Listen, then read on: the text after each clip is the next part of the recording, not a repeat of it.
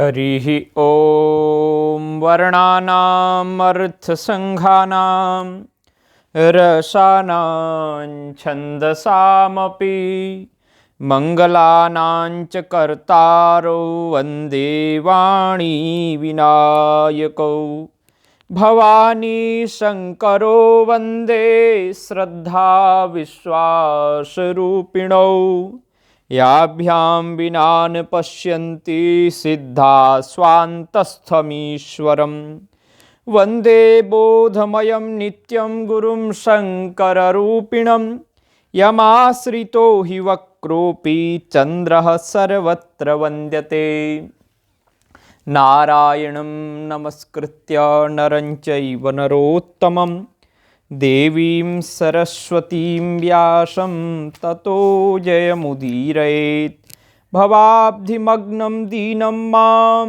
समुद्धर भवार्णवात् कर्मग्राहगृहीताङ्गं दासोऽहं तव शङ्कर यस्य वेदमयी वाणी यस्य देवमयी तनु यस्य ब्रह्ममयी दृष्टिः स गुरुः पातु मां सदा आद्यन्तमङ्गलमजात समानभावम् आर्यं तमीशमजरामरमात्मदेवं पञ्चाननं प्रबलपञ्चविनोदशीलं संभावये मनसि शङ्करमम्बिकेशं। हर हर महादेव, जय जय शंकर, हर हर शंकर। सभी मित्रों को मकर संक्रांति की हार्दिक मंगलमयी शुभकामनाएं। देवाधिदेव महादेव की महती करुणा कृपा से हम लोग इस पवित्रतम माह में श्री शिव महापुराण की कथा श्रवण कर रहे हैं। आज कथा का यह 11वां दिवस है। 11वां भाग आपको प्राप्त होगा और हम इस समय रुद्र संहिता के सती खंड की कथा श्रवण करा रहे हैं। आइए भगवान श्री महादेव जी का ध्यान करते हुए एकाग्र मन से, एकाग्र चित्त से समाहित होकर के हम भगवान की अमृतमयी कथा श्रवण करें। इससे पूर्व 10 भाग हमारे आ चुके हैं। 10 दिन के वीडियो आपको प्ले स्टोर में मिल जाएंगे। जो नए आए हैं उनको जरूर सुनें और आगे की कथा भी श्रवण जरूर करें। जहां से सुनेंगे वहीं से आपको आनंद ही आनंद की प्राप्ति होने लग जाएगी।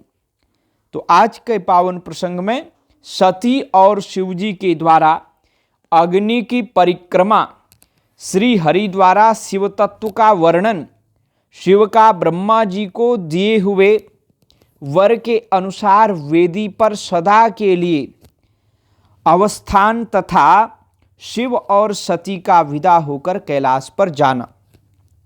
आज की विशेष बात है कि भगवान श्री नारायण के द्वारा, श्री हरि के द्वारा शिव तत्व का प्रतिपादन भी किया जाएगा। वैसे तो शिव सती का विवाह का ये प्रसंग तो है ही। ब्रह्मा जी कहते हैं, नारद, कन्यादान करके दक्ष ने भगवान शंकर को नाना प्रकार की वस्तुएं दहेज में दी। यह सब करके वे बड़े प्रसन्न हुए। फिर उन्होंने ब्राह्मणों को भी नाना प्रकार के धन बांटे। तत्पश्चात लक्ष्मी सहित भगवान विष्णु शंभु के पास हाथ जोड़कर खड़े हुए और यों बोले, देव देव महादेव, दया सागर प्रभो, तात आप संपूर्ण जगत के पिता हैं और सती देवी सबकी माता हैं। आप दोनों सत्पुरुषों के कल्याण तथा दुष्टों के दमन के लिए सदा लीला पूर्वक अवतार ग्रहण करते हैं। यह सनातन श्रुति का कथन है। आप चिकने नील अंजन के समान शोभाशाली सती के साथ जिस प्रकार शोभा पा रहे हैं, मैं उससे उल्टे लक्ष्मी के साथ शोभा पा रहा हूं। अर्थात सती नीलवर्णा तथा आप गौरवर्ण हैं। उससे उल्टे मैं नीलवर्ण और तथा लक्ष्मी गौरवर्णा है। नारद, मैं देवी सती के पास आकर ग्रह सूत्रोक्त विधि से विस्तार पूर्वक सारा अग्नि कार्य कराने लगा।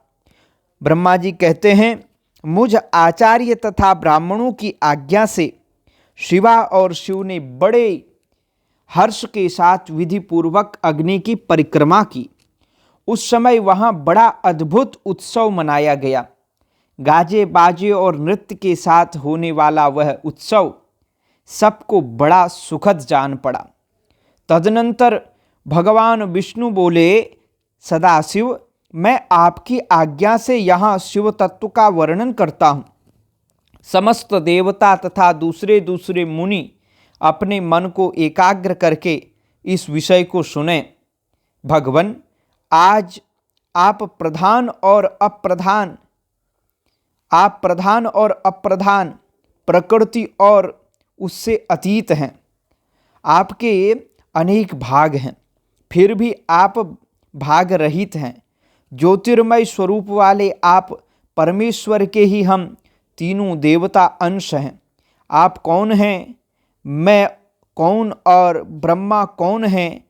आप परमात्मा के ही ये तीन अंश हैं जो सृष्टि, पालन और संहार करने के कारण एक दूसरे से भिन्न प्रतीत होते हैं। आप अपने स्वरूप का चिंतन कीजिए।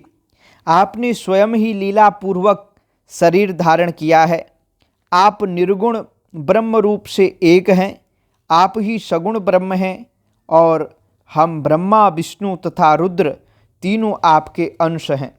जैसे एक ही शरीर के भिन्न भिन्न अवयव मस्तक, ग्रीवा आदि नाम धारण करते हैं, तथापि उस शरीर से वे भिन्न नहीं हैं, उसी प्रकार हम तीनों अंश आप परमेश्वर के ही अंग हैं, जो ज्योतिर्मय आकाश के समान सर्वव्यापी एवं निर्लेप स्वयं ही अपना धाम, पुराण, कूटस्थ, अव्यक्त, अनंत, नित्य तथा दीर्घ आदि विशेषणों से रहित निर्विशेष ब्रह्म है। वही आप शिव हैं, अतः आप ही सब कुछ हैं। ब्रह्मा जी कहते हैं, मुनीश्वर, भगवान विष्णु की यह बात सुनकर महादेव जी बड़े प्रसन्न हुए। तदनंतर उस विवाह यज्ञ के स्वामी यजमान परमेश्वर शिव प्रसन्न हो अलौकिक गति का आश्रय ले हाथ जोड़कर खड़े हुए और मुझ ब्रह्मा से प्रेम पूर्वक बोले। शिवजी ने कहा, ब्रह्मन, आपने सारा वैवाहिक कार्य अच्छी तरह प्रसन्नता पूर्वक संपन्न करा दिया। अब मैं प्रसन्न हूँ। आप मेरे आचार्य हैं। बताइए, आपको क्या दक्षिणा दूँ? सुरज्येष्ठ, आप उस दक्षिणा को मांगिए। महाभाग, यदि वह अत्यंत दुर्लभ हो तो भी उसे शीघ्र कहिए। मुझे आपके लिए कुछ भी अदेय नहीं है। मुने, भगवान शंकर का यह वचन सुनकर मैं हाथ जोड़ विनीत चित्त से उन्हें बारंबार प्रणाम करके बोला, देवेश, यदि आप प्रसन्न हों और महेश्वर, यदि मैं वर पाने के योग्य होऊं तो प्रसन्नता पूर्वक जो बात कहता हूं उसे आप पूर्ण कीजिए। महादेव, आप इसी रूप में इसी वेदी पर सदा विराजमान रहें, जिससे आपके दर्शन से मनुष्यों के पाप धुल जाएं। चंद्रशेखर, आपका सानिध्य होने से मैं इस वेदी के समीप आश्रम बनाकर तपस्या करूं, यह मेरी अभिलाषा है। चैत्र के शुक्ल पक्ष की त्रयोदशी को पूर्वा फाल्गुनी नक्षत्र में रविवार के दिन इस भूतल पर जो मनुष्य भक्ति भाव से आपका दर्शन करे, उसके सारे पाप तत्काल नष्ट हो जाएं, विपुल पुण्य की वृद्धि हो और समस्त रोगों का सर्वथा नाश हो जाए। जो नारी दुर्भगा, बंध्या, कानी अथवा रूपहीना हो, वह भी आपके दर्शन मात्र से ही अवश्य निर्दोष हो जाए।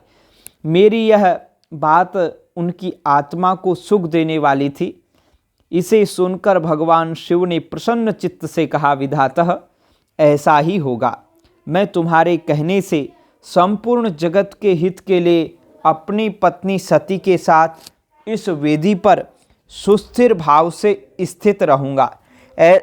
ऐसा कहकर पत्नी सहित भगवान शिव अपनी अंश रूपिणी मूर्ति को प्रकट करके वेदी के मध्य भाग में विराजमान हो गए। तत्पश्चात स्वजनों पर स्नेह रखने वाले परमेश्वर शंकर दक्ष से विदा ले अपनी पत्नी सती के साथ कैलाश जाने को उद्यत हुए। उस समय उत्तम बुद्धि वाले दक्ष ने विनय से मस्तक झुका हाथ जोड़ करके भगवान वृषभध्वज की प्रेम पूर्वक स्तुति की। फिर श्री विष्णु आदि समस्त देवताओं, मुनियों और शिवगणों ने नमस्कार पूर्वक नाना प्रकार की स्तुति करके बड़े आनंद से जय जयकार किया। तदनंतर दक्ष की आज्ञा से भगवान शिव ने प्रसन्नता पूर्वक सती को वृषभ की पीठ पर बिठाया और स्वयं भी उस पर आरूढ़ हो वे प्रभु हिमालय पर्वत की ओर चले। भगवान शंकर के समीप वृषभ पर बैठी हुई सुंदर दांत और मनोहर हास वाली सती अपने नील श्याम वर्ण के कारण चंद्रमा में नीली रेखा के समान शोभा पा रही थी। उस समय उन नव दंपति की शोभा देख श्री विष्णु आदि समस्त देवता, मरीचि आदि महर्षि तथा दूसरे लोग ठगे से रह गए, हिलडुल भी ना सके तथा दक्ष भी मोहित हो गए। तत्पश्चात कोई बाजे बजाने लगे और दूसरे लोग मधुर स्वर से गीत गाने लगे। कितने ही लोग प्रसन्नता पूर्वक शिव के कल्याणमय उज्ज्वल यश का गान करते हुए उनके पीछे पीछे चले। भगवान शंकर ने बीच रास्ते से दक्ष को प्रसन्नता पूर्वक लौटा दिया और स्वयं प्रेमाकुल हो प्रमथ गणों के साथ अपने धाम को जा पहुँचे। यद्यपि भगवान शिव ने विष्णु आदि देवताओं को भी विदा कर दिया था, तो भी वे बड़ी प्रसन्नता और भक्ति के साथ पुनः उनके साथ हो लिए। उन सब देवताओं, प्रमथ गणों तथा अपनी पत्नी सती के साथ हर्ष भरे शंभु हिमालय पर्वत से सुशोभित हो अपने कैलाश धाम में जा पहुँचे। वहाँ जाकर उन्होंने देवताओं, मुनियों तथा दूसरे लोगों का बहुत आदर सम्मान करके उन्हें प्रसन्नता पूर्वक विदा किया। शंभु की आज्ञा ले वे विष्णु आदि सब देवता तथा मुनि नमस्कार और स्तुति करके मुख पर प्रसन्नता की छाप लिए अपने अपने धाम को चले गए। सदाशिव का चिंतन करने वाले भगवान शिव भी अत्यंत आनंदित हो हिमालय के शिखर पर रहकर अपनी पत्नी दक्ष कन्या सती के साथ विहार करने लगे। सूत जी कहते हैं, मुनियों, पूर्व काल में स्वयंभू मनवंतर में भगवान शंकर और सती का जिस प्रकार विवाह हुआ वह सारा प्रसंग मैंने तुमसे कह दिया।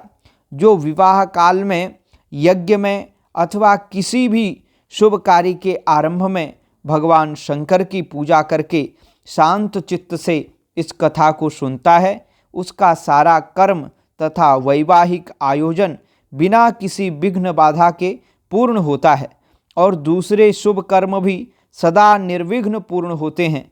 इस शुभ उपाख्यान को प्रेम पूर्वक सुनकर विवाहित होने वाली कन्या भी सुख, सौभाग्य, सुशीलता और सदाचार आदि सद्गुणों से संपन्न साध्वी तथा पुत्रवती होती है। हर हर शंकर नमामि शंकर, हर हर शंकर नमामि शंकर, नमामि शंकर, हर हर शंकर नमामि शंकर, हर हर शंकर। अब आगे की कथा श्रवण कीजिए। सती का प्रश्न तथा उसके उत्तर में भगवान शिव द्वारा ज्ञान एवं नवदा भक्ति के स्वरूप का विवेचन। आज का प्रसंग तो ये अद्भुत है, इसमें नवदा भक्ति की भी चर्चा हम सबको श्रवण करने को मिलेगी। आइए बड़े ध्यान से इस प्रसंग को श्रवण करें। कैलाश तथा हिमालय पर्वत पर श्री शिव और सती के विविध विहारों का विस्तार पूर्वक वर्णन करने के पश्चात श्री ब्रह्मा जी ने कहा, मुने, एक दिन की बात है। यहाँ पर बड़ा विस्तार भी है हम तो आपको संक्षेप में सुना रहे हैं, विस्तार में आगे आपको फिर कभी सुनाएंगे। और श्लोक संख्या के श्लोक का भी हम उच्चारण करेंगे उस समय, और हिंदी अर्थ भी बताएंगे। तो यहाँ कहते हैं, मुने एक दिन की बात है, सती देवी एकांत में भगवान शंकर से मिली और उन्हें भक्ति पूर्वक प्रणाम करके दोनों हाथ जोड़ खड़ी हो गईं। प्रभु शंकर को पूर्ण प्रसन्न जानकर नमस्कार करके विनीत भाव से खड़ी हुई। दक्ष कुमारी सती भक्ति भाव से अंजलि बांधे बोली। सती ने कहा, देव देव महादेव करुणा सागर प्रभो, आप दीनोद्धार परायण हैं, महायोगिन मुझ पर कृपा कीजिए। आप परम पुरुष हैं, सबके स्वामी हैं, रजोगुण सत्वगुण और तमोगुण से परे हैं, निर्गुण भी हैं सगुण भी हैं, सबके साक्षी निर्विकार और महाप्रभु हैं। हर मैं धन्य हूँ जो आपकी कामनी और आपके साथ सुंदर विहार करने वाली आपकी प्रिया हुई। स्वामिन, आप अपनी भक्त वत्सलता से ही प्रेरित होकर के मेरे पति हुए हैं। नाथ, मैंने बहुत वर्षों तक आपके साथ विहार किया है। महेशान, इससे मैं बहुत संतुष्ट हुई हूँ और अब मेरा मन उधर से हट गया है। देवेश्वर, हे हर, अब तो मैं उस परम तत्व का ज्ञान प्राप्त करना चाहती हूँ जो निरतिशय सुख प्रदान करने वाला है तथा जिसके द्वारा जीव संसार दुख से अनायास ही उद्धार पा सकता है। नाथ, जिस कर्म का अनुष्ठान करके विषयी जीव भी परम पद को प्राप्त कर ले और संसार बंधन में न बंधे, उसे आप बताइए, मुझ पर कृपा कीजिए। ब्रह्मा जी कहते हैं, मुने, इस प्रकार आदि शक्ति महेश्वरी सती ने केवल जीवों के उद्धार के लिए जब उत्तम भक्ति भाव के साथ भगवान शंकर से प्रश्न किया, तब उनके उस प्रश्न को सुनकर स्वेच्छा से शरीर धारण करने वाले तथा योग के द्वारा भोग से विरक्त चित्त वाले स्वामी शिव ने अत्यंत प्रसन्न होकर सती से इस प्रकार कहा। शिव बोले, देवी दक्षनंदिनी महेश्वरी, सुनो, मैं उसी परम तत्व का वर्णन करता हूँ जिससे वासनाबद्ध जीव तत्काल मुक्त हो सकता है। परमेश्वरी, तुम विज्ञान को परम तत्व जानो। विज्ञान वह है जिसके उदय होने पर मैं ब्रह्म हूँ ऐसा दृढ़ निश्चय हो जाता है। ब्रह्म के सिवा दूसरी किसी वस्तु का स्मरण नहीं रहता तथा उस विज्ञानी पुरुष की बुद्धि सर्वथा शुद्ध हो जाती है। प्रिय, वह विज्ञान दुर्लभ है। इस त्रिलोकी में उसका ज्ञाता कोई विरला ही होता है और वह जो और जैसा भी है सदा मेरा स्वरूप ही है। साक्षात परात्पर ब्रह्म है। उस विज्ञान की माता है मेरी भक्ति, जो भोग और मोक्ष रूप फल प्रदान करने वाली है। वह मेरी कृपा से सुलभ होती है। भक्ति 9 प्रकार की बताई गई है। सती, भक्ति और ज्ञान में कोई भेद नहीं है। भक्त और ज्ञानी दोनों को ही सदा सुख प्राप्त होता है। जो भक्ति का विरोधी है उसे ज्ञान की प्राप्ति नहीं होती है। देवी, मैं सदा भक्त के अधीन रहता हूँ और भक्ति के प्रभाव से जातिहीन नीच मनुष्यों के घरों में भी चला जाता हूँ, इसमें संशय नहीं है। भक्तो ज्ञाने न भेदो हि तत्कर्तुः सर्वदा सुखम विज्ञानम च भवत्यैव विज्ञानम च भवत्यैव सति भक्ति विरोधिनी भक्तादीनः सदाहं वै तत्प्रसादात् गृहेष्वपि नीचानां जातिहीनानां यामि देवन संशयः। तो सती, वह भक्ति 2 प्रकार की है, सगुणा और निर्गुणा। जो वैधि शास्त्र विधि से प्रेरित और स्वाभाविकी हृदय के सहज अनुराग से प्रेरित भक्ति होती है वह श्रेष्ठ है, तथा इससे भिन्न जो कामना मूलक भक्ति होती है वह निम्न कोटि की मानी गई है। पूर्वोक्त सगुणा और निर्गुणा, ये दोनों प्रकार की भक्तियाँ नैष्ठिकी और अनैष्ठिकी के भेद से दो भेद वाली हो जाती हैं। नैष्ठिकी भक्ति 6 प्रकार की जाननी चाहिए और अनैष्ठिकी एक ही प्रकार की कही गई है। विद्वान पुरुष विहिता और अविहिता आदि भेद से उसे अनेक प्रकार की मानते हैं। इन द्विविध भक्तियों के बहुत से भेद प्रभेद होने के कारण इनके तत्व का अन्यत्र वर्णन किया गया है। प्रिय मुनियों ने सगुणा और निर्गुणा दोनों भक्तियों के 9 अंग बताए हैं। दक्ष नंदिनी, मैं उन 9 अंगों का वर्णन करता हूं, तुम प्रेम से सुनो। देवी, श्रवण कीर्तन, स्मरण सेवन, दास्य अर्चन, सदा मेरा वंदन, सख्य और आत्मसमर्पण, ये विद्वानों ने भक्ति के 9 अंग माने हैं। श्रवणम कीर्तनम चैव स्मरणम सेवनम तथा दास्यम तवथार्चनम देवी वंदनम मम सर्वदा सख्यमात्मार्पणम चेति नवांगानि विदुर्बुधाः। शिवे भक्ति के उपांग भी बहुत से बताए गए हैं। देवी, अब तुम मन लगाकर मेरी भक्ति के पूर्वोक्त 9 अंगों के पृथक पृथक लक्षण सुनो। वे लक्षण भोग तथा मोक्ष प्रदान करने वाले हैं। जो स्थिर आसन से बैठकर तन मन आदि से मेरी कथा कीर्तन आदि का नित्य सम्मान करता हुआ प्रसन्नता पूर्वक अपने श्रवण पुटों से उसके अमृतोपम रस का पान करता है, उसके इस साधन को श्रवण कहते हैं। जो हृदयाकाश के द्वारा मेरे दिव्य जन्म कर्मों का चिंतन करता हुआ प्रेम से वाणी द्वारा उसका उच्च स्वर से उच्चारण करता है, उसके इस भजन साधन को कीर्तन कहते हैं। देवी, मुझ नित्य महेश्वर को सदा और सर्वत्र व्यापक जानकर जो संसार में निरंतर निर्भय रहता है, उसी को स्मरण कहा गया है। अरुणोदय से लेकर हर समय सेव्य की अनुकूलता का ध्यान रखते हुए हृदय और इंद्रियों से जो निरंतर सेवा की जाती है, वही सेवन नामक भक्ति है। अपने को प्रभु का किंकर समझकर हृदयामृत के भोग से स्वामी का सदा प्रिय संपादन करना दास्य कहा गया है। अपने धन वैभव के अनुसार शास्त्रीय विधि से मुझ परमात्मा को सदा पाद्य आदि 16 उपचारों का जो समर्पण करना है, उसे अर्चन कहते हैं। मन से ध्यान, वाणी से वंदनात्मक मंत्रों के उच्चारण पूर्वक 8 अंगों से भूतल का स्पर्श करते हुए जो इष्टदेव को नमस्कार किया जाता है, उसे वंदन कहते हैं।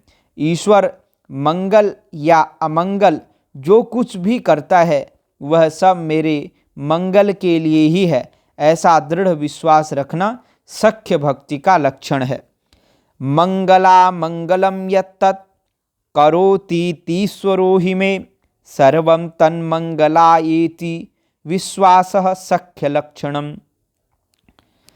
मंगला मंगलम यत् करोतीतीश्वरो हि मे सर्वं तन्मंगलायेति विश्वासः सख्य लक्षणम्। तो ये सख्य का लक्षण है।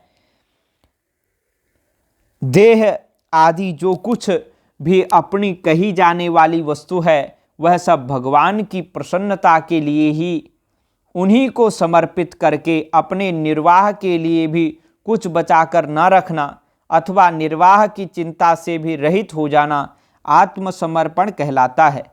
ये मेरी भक्ति के 9 अंग हैं जो भोग और मोक्ष प्रदान करने वाले हैं। इनसे ज्ञान का प्रागट्य होता है तथा ये सब साधन मुझे अत्यंत प्रिय हैं। मेरी भक्ति के बहुत से उपांग भी कहे गए हैं, जैसे बिल्व आदि का सेवन आदि। उनको विचार से समझ लेना चाहिए। प्रिय, इस प्रकार मेरी सांगोपांग भक्ति सबसे उत्तम है। यह ज्ञान वैराग्य की जननी है और मुक्ति इसकी दासी है। यह सदा सब साधनों से ऊपर विराजमान है। इसके द्वारा संपूर्ण कर्मों के फल की प्राप्ति होती है। यह भक्ति मुझे सदा तुम्हारे समान ही प्रिय है। जिसके चित्त में नित्य निरंतर यह भक्ति निवास करती है, वह साधक मुझे अत्यंत प्यारा है। देवेश्वरी, तीनों लोकों और चारों युगों में भक्ति के समान दूसरा कोई सुखदायक मार्ग नहीं है। कलयुग में तो यह विशेष सुखद एवं सुविधाजनक है। त्रैलोक्ये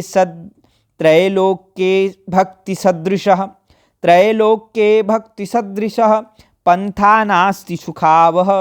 चतुर्युगेषु देवेशी कलोतु सुविशेषतः। तो कलयुग में तो भक्ति ही एकमात्र अवलंबन है। देवी, कलयुग में प्रायः ज्ञान और वैराग्य के कोई ग्राहक नहीं है। इसलिए वे दोनों वृद्ध उत्साह शून्य और जर्जर हो गए हैं। परंतु भक्ति कलयुग में तथा अन्य सब युगों में भी प्रत्यक्ष फल देने वाली है। भक्ति के प्रभाव से मैं सदा उसके वश में रहता हूँ, इसमें संशय नहीं है। संसार में जो भक्तिमान पुरुष है उसकी मैं सदा सहायता करता हूँ, उसके सारे विघ्नों को दूर हटाता हूँ। उस भक्त का जो शत्रु होता है वह मेरे लिए दंडनीय है, इसमें संशय नहीं है। यो भक्तिमान पुमान लोके सदा हम तत्सहाय कृत विघ्नहर्ता रिपुस्तस्य दंड्यो नात्र च संशयः। देवी, मैं अपने भक्तों का रक्षक हूँ। भक्त की रक्षा के लिए ही मैंने कुपित हो अपने नेत्र जनित अग्नि से काल को भी दग्ध कर डाला था। प्रिय, भक्त के लिए मैं पूर्व काल में सूर्य पर भी अत्यंत क्रुद्ध हो उठा था और शूल लेकर मैंने उन्हें मार भगाया था। देवी, भक्त के लिए मैंने सैन्य सहित रावण को भी क्रोधपूर्वक त्याग दिया और उसके प्रति कोई पक्षपात नहीं किया। सती देवेश्वरी, बहुत कहने से क्या लाभ। मैं सदा ही भक्त के अधीन रहता हूँ और भक्ति करने वाले पुरुष के अत्यंत बस में हो जाता हूँ। ब्रह्मा जी कहते हैं, नारद, इस प्रकार भक्त का महत्व सुनकर दक्ष कन्या सती को बड़ा हर्ष हुआ। उन्होंने अत्यंत प्रसन्नतापूर्वक भगवान शिव को मन ही मन प्रणाम किया। मुने, सती देवी ने पुनः भक्ति कांड विषयक शास्त्र के विषय में भक्ति पूर्वक पूछा। उन्होंने जिज्ञासा की कि जो लोक में सुखदायक तथा जीवों के उद्धार के साधनों का प्रतिपादक है वह शास्त्र कौन सा है। उन्होंने यंत्र मंत्र शास्त्र, उसके माहात्म्य तथा अन्य जीवोद्धारक धर्ममय साधनों के विषय में विशेष रूप से जानने की इच्छा प्रकट की। सती के इस प्रश्न को सुनकर शंकर जी के मन में बड़ी प्रसन्नता हुई। उन्होंने जीवों के उद्धार के लिए सब शास्त्रों का प्रेम पूर्वक वर्णन किया। महेश्वर ने 5 अंगों सहित तंत्र शास्त्र, यंत्र शास्त्र तथा भिन्न भिन्न देवेश्वरों की महिमा का वर्णन किया। मुनीश्वर इतिहास कथा सहित उन देवताओं की भक्तों की महिमा का, वर्णाश्रम धर्मों का तथा राजधर्मों का भी निरूपण किया। पुत्र और स्त्री के धर्म की महिमा का, कभी नष्ट न होने वाले वर्णाश्रम धर्म का और जीवों को सुख देने वाले वैद्यक शास्त्र तथा ज्योतिष शास्त्र का भी वर्णन किया। महेश्वर ने कृपा करके उत्तम सामुद्रिक शास्त्र का तथा और भी बहुत से शास्त्रों का तत्वतः वर्णन किया। इस प्रकार लोकोपकार करने के लिए सद्गुण संपन्न शरीर धारण करने वाले त्रिलोक सुखदायक और सर्वज्ञ सती शिव हिमालय के कैलाश शिखर पर तथा अन्यान्य स्थानों में नाना प्रकार की लीलाएं करते थे। वे दोनों दंपति साक्षात परब्रह्म स्वरूप हैं। हर हर शंकर नमामि शंकर, हर हर शंकर नमामि शंकर। जय जय शंकर हर हर शंकर, जय जय शंकर हर हर शंकर, हर हर शंकर नमामि शंकर, हर हर शंकर नमामि शंकर, हर हर शंकर नमामि शंकर। दंडकारण्य में शिव को श्री राम के प्रति मस्तक झुकाते देख सती का मोह तथा शिव की आज्ञा से उनके द्वारा श्री राम की परीक्षा। नारद जी बोले, ब्रह्मन विधे प्राण प्रजानाथ महाप्राज्ञ दयानिधे, आपने भगवान शंकर तथा देवी सती के मंगलकारी सुयश का वर्णन कराया है, वर्णन किया, मुझे श्रवण कराया है। अब इस समय पुनः प्रेम पूर्वक उनके उत्तम यश का वर्णन कीजिए। उन शिव दंपति ने वहाँ रहकर कौन सा चरित्र किया था? ब्रह्मा जी ने कहा, मुने तुम मुझसे सती और शिव के चरित्र का प्रेम से श्रवण करो। वे दोनों दंपति वहाँ त्रिलौकिक गति का आश्रय ले नित्य निरंतर क्रीड़ा किया करते थे। तदनंतर महादेवी सती को अपने पति शंकर का वियोग प्राप्त हुआ, ऐसा कुछ श्रेष्ठ बुद्धि वाले विद्वानों का कथन है। परंतु मुने, वास्तव में उन दोनों का परस्पर वियोग कैसे हो सकता है? क्योंकि वे दोनों वाणी और अर्थ के समान एक दूसरे से सदा मिले जुले हैं, शक्ति और शक्तिमान हैं तथा चित स्वरूप हैं। फिर भी उनमें लीला विषयक रुचि होने के कारण वह सब कुछ संगठित हो सकता है। सती और शिव यद्यपि ईश्वर हैं, तो भी लौकिक रीति का अनुसरण करके वे जो जो लीलाएं करते हैं वे सब संभव हैं। दक्ष कन्या सती ने जब देखा कि मेरे पति ने मुझे त्याग दिया है, तब वे अपने पिता दक्ष के यज्ञ में गईं और वहाँ भगवान शंकर का अनादर देख उन्होंने अपने शरीर को त्याग दिया। वे ही सती पुनः हिमालय के घर पार्वती के नाम से प्रकट हुई और बड़ी भारी तपस्या करके उन्होंने विवाह के द्वारा पुनः भगवान शिव को प्राप्त कर लिया।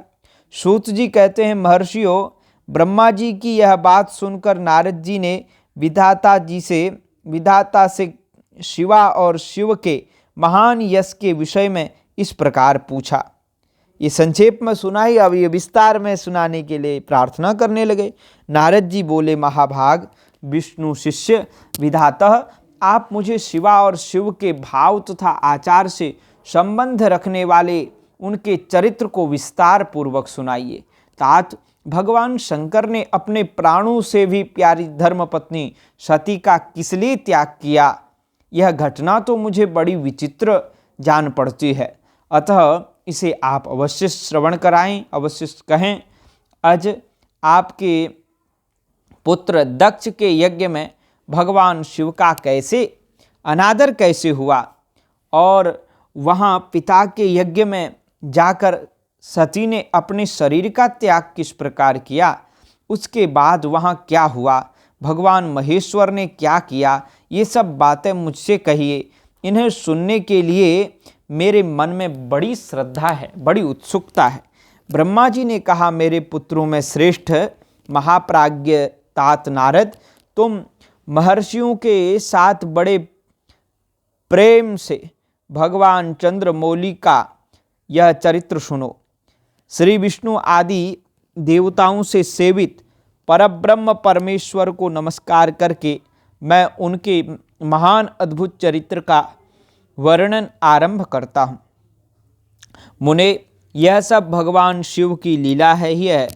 वे प्रभु अनेक प्रकार की लीला करने वाले हैं, स्वतंत्र और निर्विकार हैं। देवी सती भी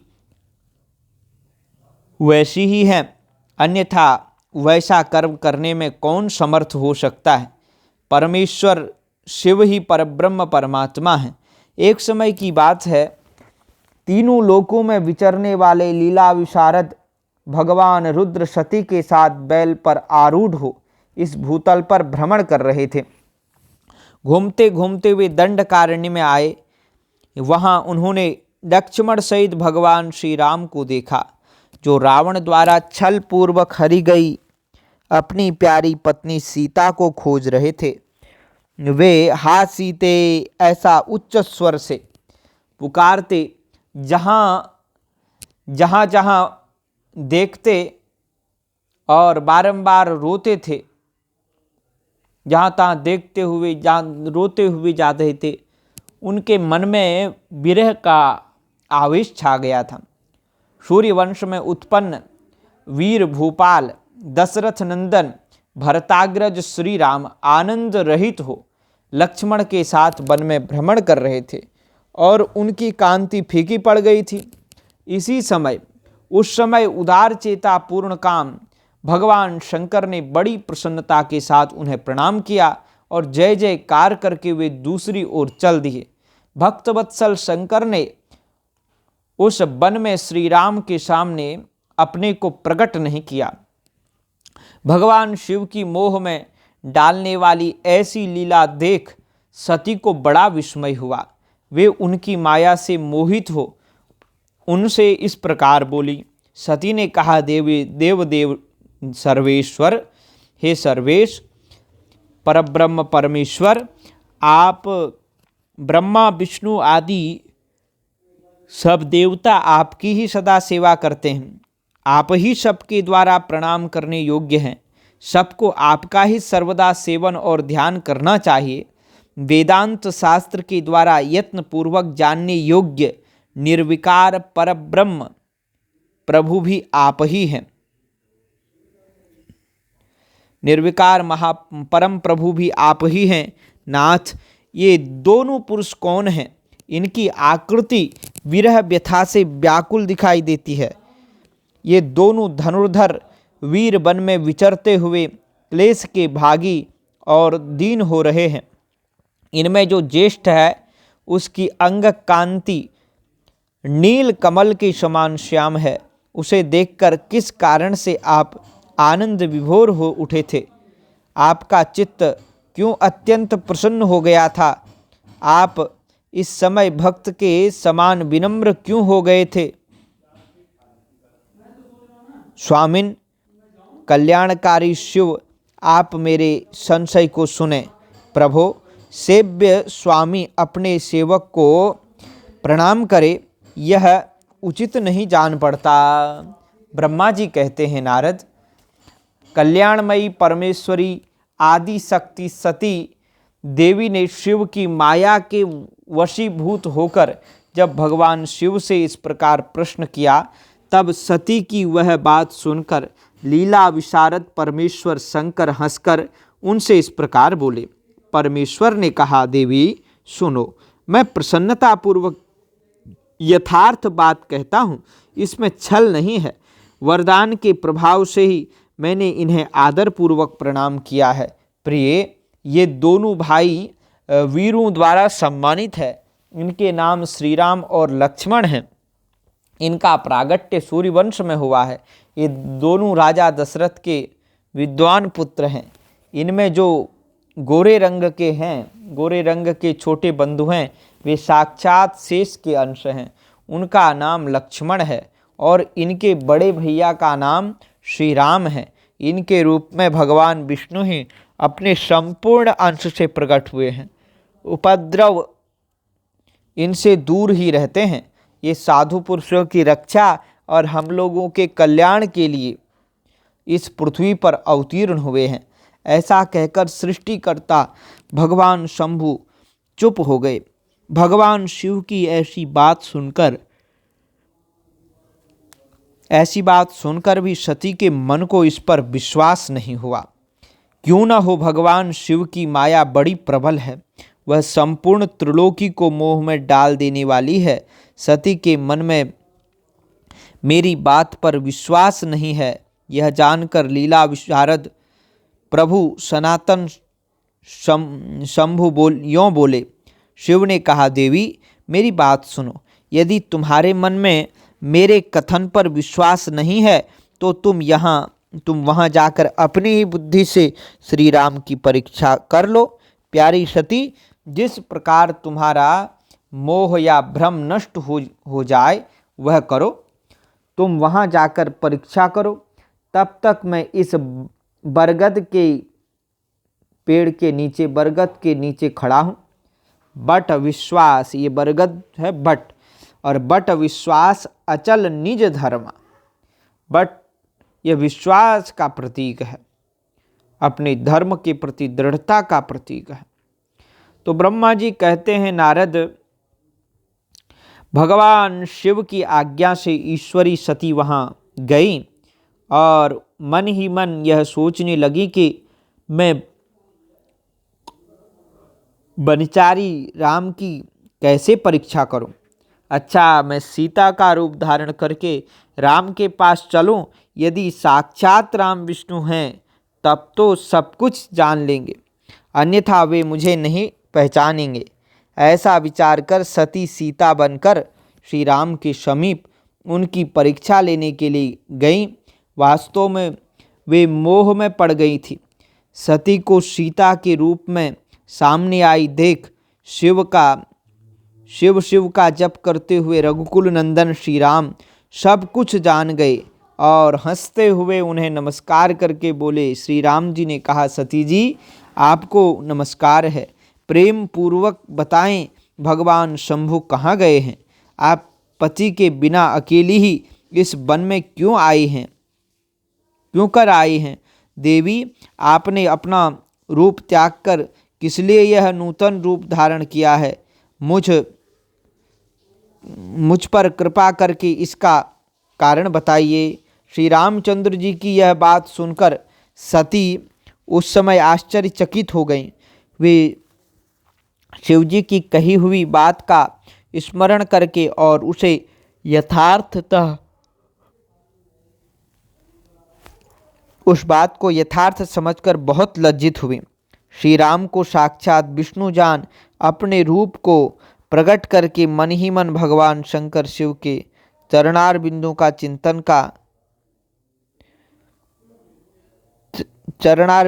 चिंतन कर प्रसन्न चित्त हुई सती उनसे इस तरह बोली, रघुनंदन, स्वतंत्र परमेश्वर भगवान शिव मेरे तथा अपने पार्षदों के साथ पृथ्वी पर भ्रमण करते हुए इस वन में आ गए थे और यहाँ उन्होंने सीता की खोज में लगे हुए लक्ष्मण सहित तुमको देखा। उस समय सीता के लिए तुम्हारे मन में बड़ा क्लेश था और तुम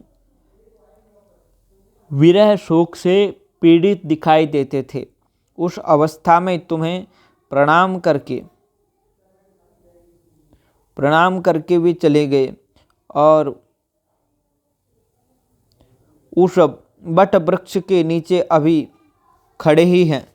भगवान शिव बड़े आनंद के साथ तुम्हारे वैष्णव रूप उत्कृष्ट महिमा का गान कर रहे थे।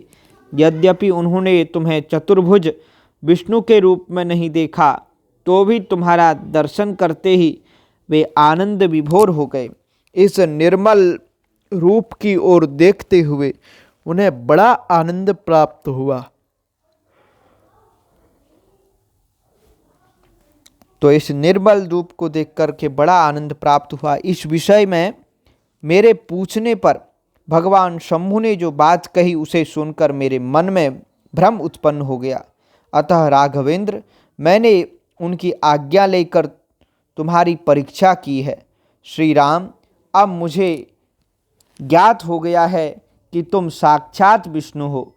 तुम्हारी सारी प्रभुता मैंने अपनी आँखों देख ली है। अब मेरा संशय दूर हो गया है। तो भी महामते, तुम मेरी बात सुनो और मेरे सामने सच सच बताओ कि तुम भगवान शिव के भी वंदनीय कैसे हो गए। मेरे मन में यही एक संदेह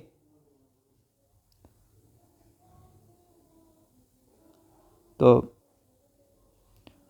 तुम मेरी बात को सुनो, मेरे सामने यह सच सच बताओ कि तुम भगवान शिव के भी वंदनीय कैसे हो गए। मेरे मन में यही एक संदेह है, इसे निकाल दो और शीघ्र ही मुझे पूर्ण शांति प्रदान करो। सती का यह वचन सुनकर श्री राम के नेत्र प्रफुल्ल कमल के समान खिल उठे। उन्होंने मन ही मन अपने प्रभु भगवान शिव का स्मरण किया और तो भगवान शिव का स्मरण किया और इससे उनके हृदय में प्रेम की बाढ़ आ गई और मुनि आज्ञा न होने के कारण वे सती के साथ भगवान शिव के निकट नहीं गए तथा मन ही मन उनकी महिमा का वर्णन करके श्री रघुनंदन जी ने सती से कहना आरंभ किया। तो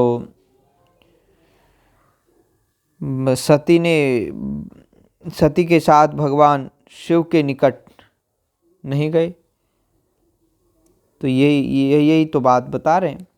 ब्रह्मा जी कहते हैं आज्ञा न होने के कारण वे सती के साथ भगवान शिव के निकट नहीं गए तथा मन ही मन उनकी महिमा का वर्णन करके श्री रघुनाथ जी ने सती से कहना प्रारंभ किया। हर हर शंभो नमामि शंभो।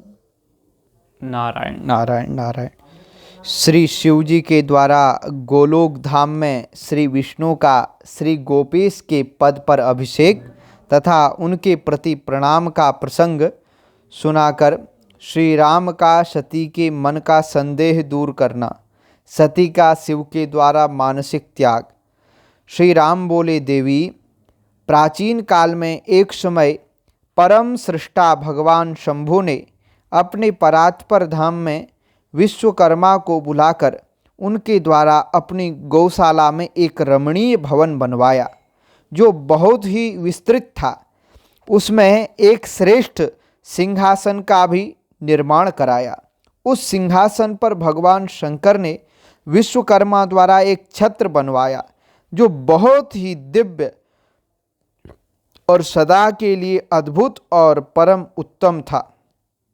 तत्पश्चात उन्होंने सब ओर से इंद्र आदि देवगणों, सिद्धों, गंधर्वों, नागादिकों तथा संपूर्ण उपदेवों को भी शीघ्र वहाँ बुलवाया। समस्त वेदों और आगमों को, पुत्रों सहित ब्रह्मा जी को, मुनियों को तथा अप्सराओं सहित समस्त देवियों को जो नाना प्रकार की वस्तुओं से संपन्न थी आमंत्रित किया। इनके सिवा देवताओं, ऋषियों, सिद्धों और नागों की 16 कन्याओं को भी बुलवाया जिनके हाथों में मांगलिक वस्तुएं थी। मुने वीणा, मृदंग आदि नाना प्रकार के वाद्यों को बजवाकर सुंदर गीतों द्वारा महान उत्सव रचाया गया। संपूर्ण औषधियों के साथ राज्याभिषेक के योग्य द्रव्य एकत्र किए गए। प्रत्यक्ष तीर्थों के जलों से भरे हुए 5 कलश भी मंगवाए गए। इनके सिवा और भी बहुत सी दिव्य सामग्रियों को भगवान शंकर ने अपने पार्षदों द्वारा मंगवाया और वहां उच्च स्वर से वेद मंत्रों का घोष करवाया। देवी, भगवान विष्णु की पूर्ण भक्ति से महेश्वर देव सदा प्रसन्न रहते थे, इसलिए उन्होंने प्रीति युक्त हृदय से श्री हरि को बैकुंठ से बुलवाया और शुभ मुहूर्त में श्री हरि को उस श्रेष्ठ सिंहासन पर बिठाकर महादेव जी ने स्वयं ही प्रेम पूर्वक उन्हें सब प्रकार के आभूषणों से विभूषित किया। उनके मस्तक पर मनोहर मुकुट बांधा गया और उनसे मंगल कौतुक कराए गए। यह सब हो जाने के बाद महेश्वर ने स्वयं ब्रह्मांड मंडप में श्री हरि का अभिषेक किया और उन्हें अपना वह सारा ऐश्वर्य प्रदान किया जो दूसरों के पास नहीं था। तदनंतर स्वतंत्र ईश्वर भक्तवत्सल शंभु ने श्री हरि का स्तवन किया और अपनी पराधीनता, भक्त परवशता को सर्वत्र प्रसिद्ध करते हुए वे लोककर्ता ब्रह्मा से इस प्रकार बोले। महेश्वर ने कहा, लोकेश, आज से मेरी आज्ञा के अनुसार ये विष्णु श्री हरि स्वयं मेरे वंदनीय हो गए। इस बात को सभी सुन रहे हैं। तात, तुम संपूर्ण देवता आदि के साथ इन श्रीहरि को प्रणाम करो और ये वेद मेरी आज्ञा से मेरी ही तरह इन श्रीहरि का वर्णन करें। श्री रामचंद्र जी कहते हैं, देवी, भगवान विष्णु की शिव भक्ति देखकर प्रसन्न चित्त हुए। वरदायक भक्तवत्सल रुद्रदेव ने उपर्युक्त बात कहकर स्वयं ही श्री गरुड़ध्वज को प्रणाम किया। तदनंतर ब्रह्मा आदि देवताओं, मुनियों और सिद्ध आदि ने भी उस समय श्री हरि की वंदना की। इसके बाद अत्यंत प्रसन्न हुए भक्तवत्सल महेश्वर ने देवताओं के समक्ष श्री हरि को बड़े बड़े वर प्रदान किए। महेश बोले, हरे तुम मेरी आज्ञा से संपूर्ण लोकों के कर्ता, पालक और संहारक हो। धर्म, अर्थ और काम के दाता तथा दुर्नीति अथवा अन्याय करने वाले दुष्टों को दंड देने वाले हो। महान बल पराक्रम से संपन्न जगत पूज्य जगदीश्वर बने रहो। समरांगण में तुम कहीं भी जीते नहीं जा सकोगे। मुझसे भी तुम कभी पराजित नहीं होगे। तुम मुझसे मेरी दी हुई 3 प्रकार की शक्तियां ग्रहण करो। एक तो इच्छा आदि की सिद्धि, और दूसरी नाना प्रकार की लीलाओं को प्रकट करने की शक्ति, और तीसरी तीनों लोकों में नित्य स्वतंत्रता। हरे, जो तुमसे द्वेष करने वाले हैं वे निश्चय ही मेरे द्वारा प्रयत्नपूर्वक दंडनीय होंगे। विष्णु, मैं तुम्हारे भक्तों को उत्तम मोक्ष प्रदान करूंगा। तुम इस माया को भी ग्रहण करो, जिसका निवारण करना देवता आदि के लिए भी कठिन है, तथा जिससे मोहित होने पर यह विश्व जड़ रूप हो जाएगा। हरे, तुम बाईं भुजा हो और विधाता दाहिनी भुजा हैं और तुम बाईं भुजा हो। तुम इन विधाता के भी उत्पादक और पालक होोगे। मेरा हृदय रूप जो रुद्र है वही मैं हूँ, इसमें संशय नहीं है। वह रुद्र तुम्हारा और ब्रह्मा आदि देवताओं का भी निश्चय ही पूज्य है। तुम यहाँ रहकर विशेष रूप से संपूर्ण जगत का पालन करो। नाना प्रकार की लीलाएं करने वाले विभिन्न अवतारों द्वारा सदा सबकी रक्षा करते रहो। मेरे चिन्मय धाम में तुम्हारा जो यह परम वैभवशाली और अत्यंत उज्ज्वल स्थान है वह गोलोक नाम से विख्यात होगा। हे हरे, भूतल पर जो तुम्हारे अवतार होंगे वे सबके रक्षक और मेरे भक्त होंगे। मैं उनका अवश्य दर्शन करूंगा। वे मेरे वर से सदा प्रसन्न रहेंगे। श्री रामचंद्र जी कहते हैं, देवी, इस प्रकार श्री हरि को अपना अखंड ऐश्वर्य सौंपकर उमा वल्लभ भगवान हर स्वयं कैलाश पर्वत पर रहते हुए अपने पार्षदों के साथ स्वच्छंद क्रीड़ा करते हैं। तभी से भगवान लक्ष्मीपति वहाँ गोपवेश धारण करके आए और गोप गोपी तथा गोवों के अधिपति होकर बड़ी प्रसन्नता के साथ रहने लगे। वे श्री विष्णु प्रसन्न चित्त हो समस्त जगत की रक्षा करने लगे। वे शिव की आज्ञा से नाना प्रकार के अवतार ग्रहण करके जगत का पालन करते हैं। इस समय वे ही श्री हरि भगवान शंकर की आज्ञा से 4 भाइयों के रूप में अवतीर्ण हुए हैं।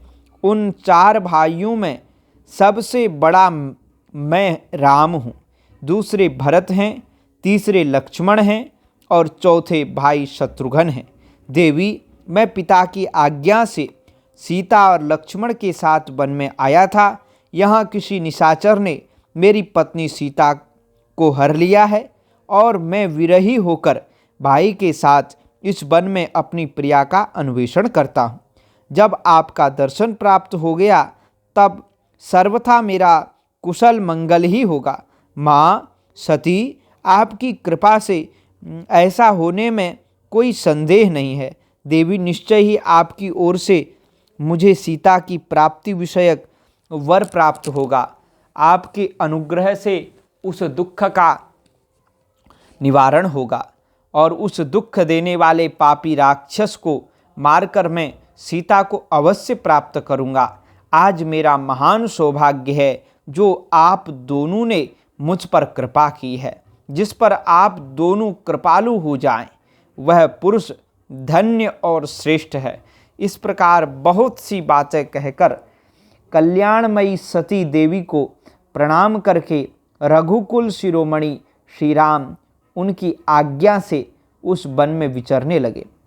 पवित्र हृदय वाले श्री राम की यह बात सुनकर सती मन ही मन शिव भक्ति परायण श्री रघुनाथ जी की प्रशंसा करती हुई बहुत प्रसन्न हुई, पर अपने कर्म को याद करके उनके मन में बड़ा शोक हुआ।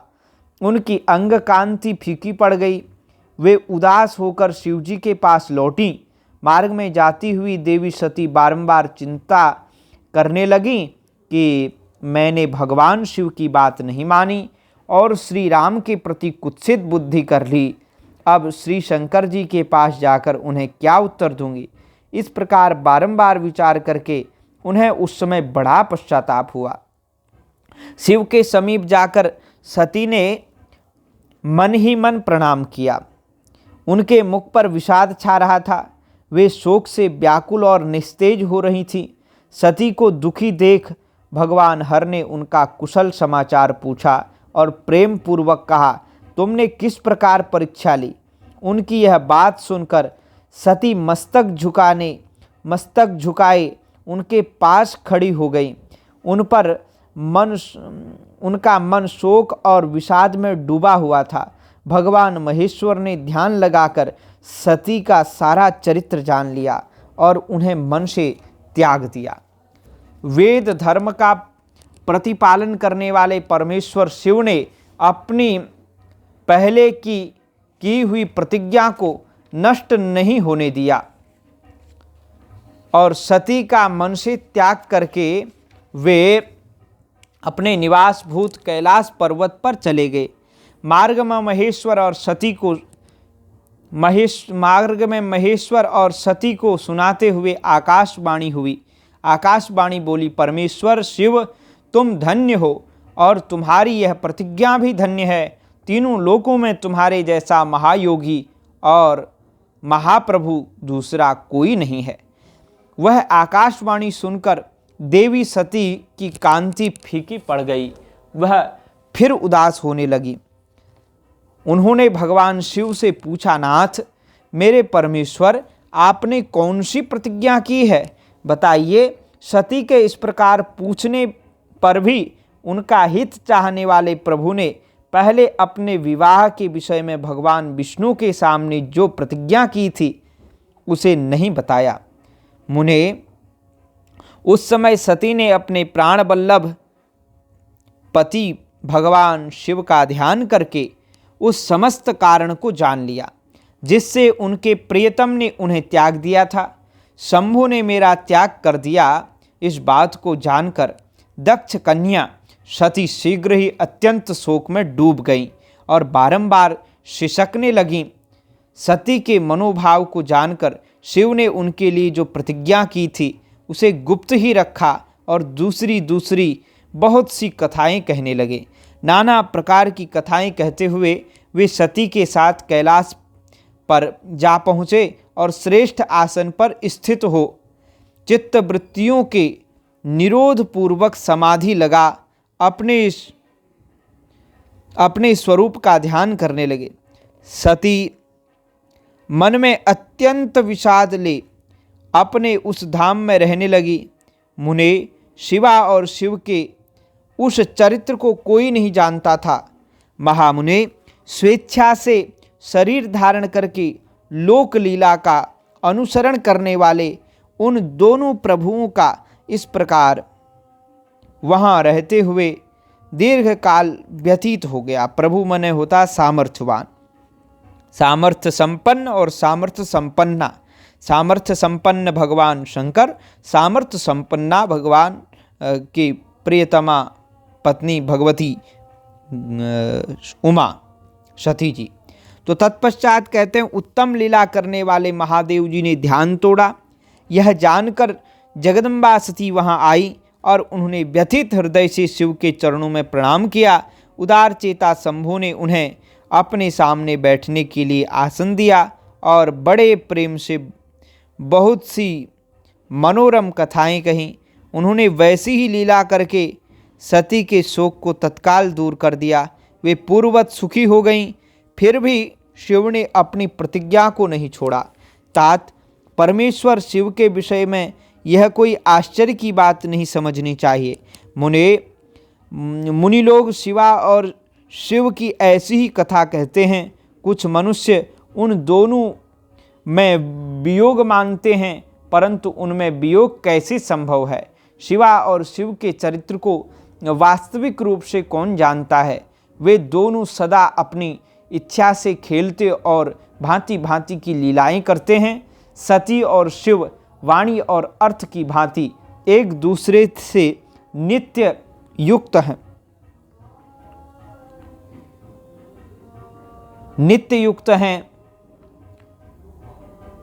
नित्य संयुक्त हैं। उन दोनों में वियोग होना असंभव है। उनकी इच्छा से ही उनमें लीला वियोग हो सकता है। वागर्था विवशं पृक्तो सदा खलु सती शिवौ तयोर्वियोगो असंभाव्यः संभवेदिच्छया तयो। बड़ा सुंदर श्लोक है। कालिदास जी ने भी रघुवंशम में एक श्लोक लिखा है, वागर्था विवशं पृक्तो वागर्थ प्रतिपत्तये जगत पितरो वंदे पार्वती परमेश्वरो। लेकिन यहाँ एक पद तो वैसा ही है, वागर्था विवशं पृक्तो, ये पद तो है ही। फिर उसके बाद बदल दिया गया, सदा खलु सती शिवौ तयोर्वियोगो संभाव्यः संभवेदिच्छया तयो। बड़ा सुंदर श्लोक है। तो भगवान शंकर का और भगवती सती का वियोग नहीं होता है, वियोग की लीला होती है। प्रयाग में समस्त महात्मा मुनियों द्वारा किए गए यज्ञ में दक्ष का भगवान शिव को तिरस्कार पूर्वक शाप देना तथा नंदी द्वारा ब्राह्मण कुल को शाप प्रदान करना, भगवान शिव का नंदी को शांत करना, इस कथा का अब हम आपको श्रवण कराएंगे। हर हर महादेव शंभो काशी विश्वनाथ गंगे। हर हर महादेव शंभो काशी विश्वनाथ गंगे। काशी विश्वनाथ गंगे काशी अमरनाथ गंगे। हर हर महादेव शंभो काशी विश्वनाथ गंगे। ब्रह्मा जी कहते हैं, देवर्षि नारद, पूर्व काल में समस्त महात्मा मुनि प्रयाग में एकत्र हुए थे। वहाँ सम्मिलित हुए उन सब महात्माओं का विधि विधान से एक बहुत बड़ा यज्ञ हुआ। उस यज्ञ में सनकादि सिद्धगण, देवर्षि प्रजापति तथा देवता ब्रह्म का साक्षात्कार करने वाले ज्ञानी भी पधारे थे। मैं भी मूर्तिमान महातेजस्वी निगमों और आगमों से युक्त हो सपरिवार वहाँ गया था। अनेक प्रकार के उत्सवों के साथ वहाँ उनका विचित्र समाज जुटा था। नाना शास्त्रों के संबंध में ज्ञान चर्चा एवं वाद विवाद हो रहे थे। मुने उसी अवसर पर सती तथा पार्षदों के साथ त्रिलोक हितकारी सृष्टिकर्ता एवं सबके स्वामी भगवान रुद्र भी वहाँ आ पहुँचे। भगवान शिव को आया देख संपूर्ण देवताओं, सिद्धों तथा मुनियों ने और मैंने भी भक्ति भाव से उन्हें प्रणाम किया और उनकी स्तुति की। फिर शिव की आज्ञा पाकर सब लोग प्रसन्नतापूर्वक यथास्थान बैठ गए। भगवान का दर्शन पाकर सब लोग संतुष्ट थे और अपने सौभाग्य की सराहना करते थे। इसी बीच में प्रजापतियों के भी पति प्रभु दक्ष, जो बड़े तेजस्वी थे, अकस्मात घूमते हुए प्रसन्नतापूर्वक वहाँ आए। वे मुझे प्रणाम करके मेरी आज्ञा ले वहाँ बैठे। दक्ष उन दिनों समस्त ब्रह्मांड के अधिपति बनाए गए थे, अतएव सबके द्वारा सम्माननीय थे, परंतु अपने इस गौरवपूर्ण पद को लेकर उनके मन में बड़ा अहंकार था, क्योंकि वे तत्व ज्ञान से शून्य थे। उस समय समस्त देवर्षियों ने नतमस्तक हो स्तुति और प्रणाम के द्वारा दोनों हाथ जोड़कर उत्तम तेजस्वी दक्ष का आदर सत्कार किया। परंतु जो नाना प्रकार के लीला विहार करने वाले सबके स्वामी और उत्कृष्ट लीलाकारी स्वतंत्र परमेश्वर हैं, उन महेश्वर ने उस समय दक्ष को मस्तक नहीं झुकाया। वे अपने आसन पर बैठे ही रह गए, खड़े होकर दक्ष का स्वागत नहीं किया। महादेव जी को वहाँ मस्तक झुकाते न देख मेरे पुत्र प्रजापति दक्ष मन ही मन अप्रसन्न हो गए। उन्हें रुद्र पर सहसा क्रोध हो आया। वे संज्ञा शून्य तथा महान अहंकारी होने के कारण महाप्रभु रुद्र को क्रूर दृष्टि से देखकर सबको सुनाते हुए उच्च स्वर से कहने लगे। दक्ष ने कहा, ये सब देवता, असुर, श्रेष्ठ ब्राह्मण तथा ऋषि मुझे विशेष रूप से मस्तक झुकाते हैं, परंतु वह जो प्रेतों और पिशाचों से घिरा हुआ महामनस्वी बनकर बैठा है, वह दुष्ट मनुष्य के समान क्यों मुझे प्रणाम नहीं करता? शमशान में निवास करने वाला यह निर्लज्ज जो मुझे इस समय प्रणाम नहीं करता, इसका क्या कारण है? इसके वेदोक्त कर्म लुप्त हो गए हैं। ये भूतों और पिशाचों से सेवित हो मतवाला बना फिरता है और शास्त्रीय विधि की अवहेलना करके नीति मार्ग को सदा कलंकित किया करता है।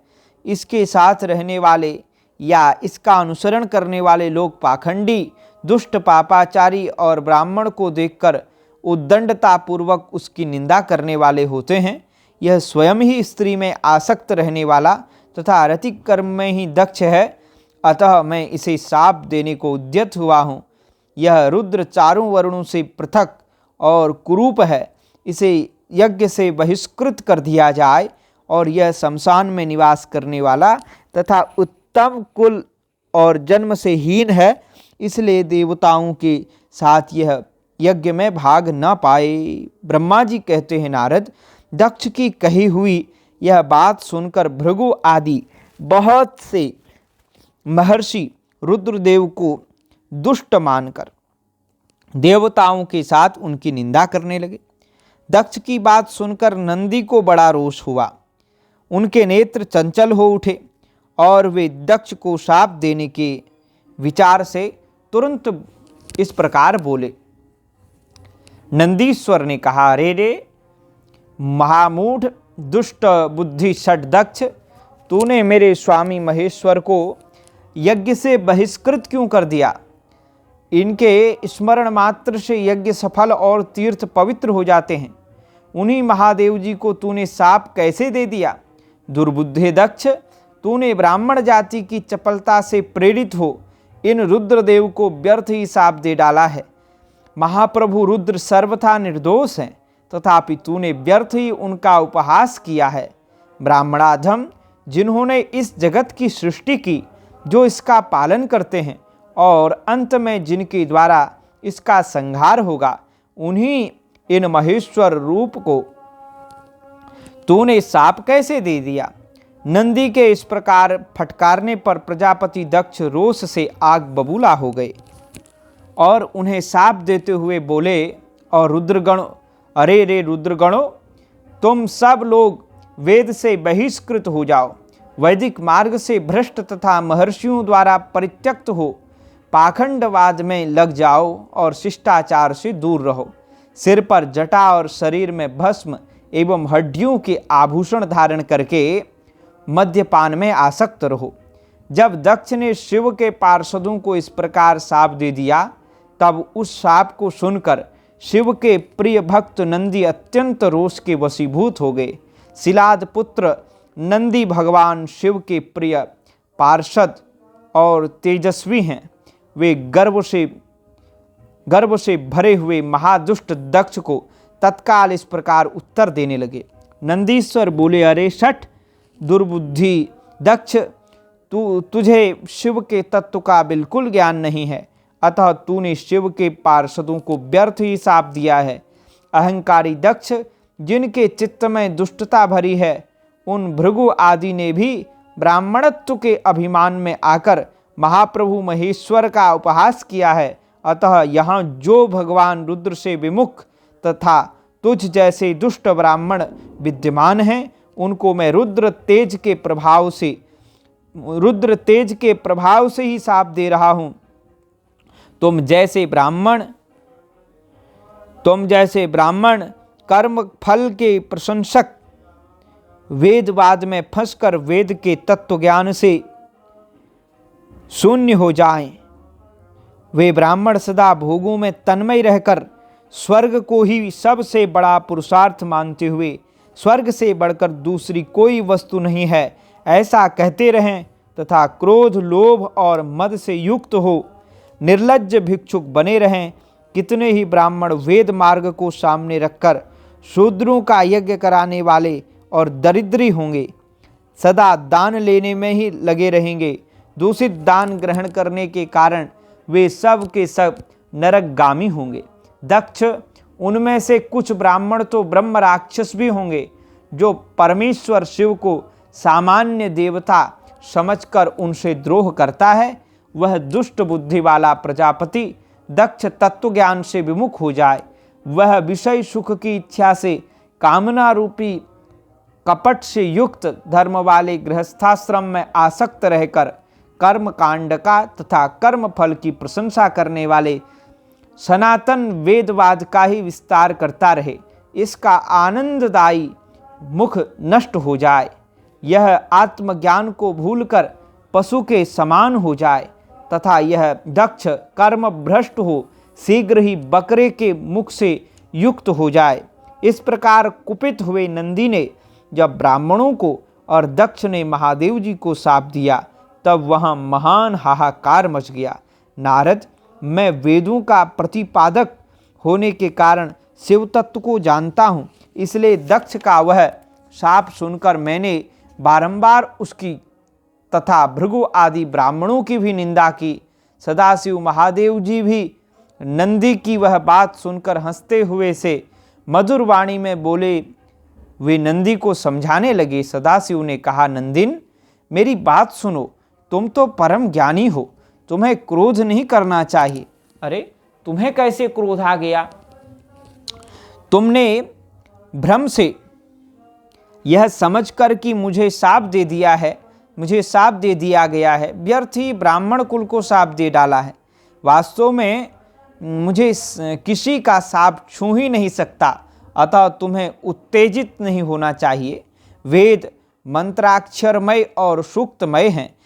उसके प्रत्येक सूक्त में भगवान समस्त देहधारियों के आत्मा परमात्मा प्रतिष्ठित हैं। अतः उन मंत्रों के ज्ञाता नित्य आत्मवेत्ता हैं, इसलिए तुम रोषवश उन्हें शाप न दो। किसी की बुद्धि कितनी ही दूषित क्यों न हो, वह कभी वेदों को शाप नहीं दे सकता। इस समय मुझे शाप नहीं मिला है, इस बात को तुम्हें ठीक ठीक समझना चाहिए। महामते, तुम सनकादि सिद्धों को भी तत्व ज्ञान का उपदेश देने वाले हो, अतः शांत हो जाओ। मैं ही यज्ञ हूँ, मैं ही यज्ञ कर्म हूँ। यज्ञों के अंगभूत समस्त उपकरण भी मैं ही हूँ। यज्ञ की आत्मा मैं हूँ। यज्ञ परायण यजमान भी मैं हूँ और यज्ञ से बहिष्कृत भी मैं ही हूँ। यह कौन, तुम कौन और ये कौन, वास्तव में सब मैं ही हूँ। तुम अपनी बुद्धि से इस बात का विचार करो। तुमने ब्राह्मणों को व्यर्थ ही शाप दे दिया है। महामती नंदिन, तुम तत्व ज्ञान के द्वारा प्रपंच रचना का बाध करके आत्मनिष्ठ ज्ञानी एवं क्रोध आदि से शून्य हो जाओ। क्रोध मत करो। ब्रह्मा जी कहते हैं, नारद, भगवान शंभु के इस प्रकार समझाने पर नंदिकेश्वर विवेक परायण हो क्रोध रहित एवं शांत हो गए। भगवान शिव भी अपने प्राण प्रिय पार्षद नंदी को शीघ्र ही तत्व का बोध कराकर प्रमथ गणों के साथ वहां से प्रसन्नता पूर्वक अपने स्थान को चल दिए। इधर रोषावेश से युक्त दक्ष भी ब्राह्मणों से घिरे हुए अपने स्थान को लौट गए, परंतु उनका चित्त शिवद्रोह में ही तत्पर था। उस समय रुद्र को शाप दिए जाने की घटना का स्मरण करके दक्ष सदा महान रोष से भरे रहते थे। उनकी बुद्धि पर मूढ़ता छा गई थी और वे शिव के प्रति श्रद्धा को त्याग कर शिव पूजकों की निंदा करने लगे। तात नारद, इस प्रकार परमात्मा शंभु के साथ दुर्व्यवहार करके दक्ष ने अपनी जिस दुष्ट बुद्धि का परिचय दिया था वह मैंने तुम्हें बता दी। अब तुम उनकी पराकाष्ठा को पहुंची हुई दुर्बुद्धि का वृत्तांत सुनो, मैं बता रहा हूं। तो आज की कथा हम यहीं तक रखेंगे, आगे की चर्चा फिर सुनाएंगे। आज हमने बहुत सारे महत्वपूर्ण विषयों पर आपको यह दिव्य ज्ञान प्रदान किया, जिसमें शिव तत्व का वर्णन अनेक बार किया गया है। तो अब आगे की कथा चलेगी, लगभग हमारे दो एपिसोड, 2 भाग ये अपने सती खंड के बनेंगे, अथवा दो भाग बनेंगे, तो हम आपको जरूर ये सब सुनाते रहेंगे। जय श्री राधे, हर हर महादेव। जय जय शंकर, हर हर शंकर, नमामि शंकर, हर हर शंकर।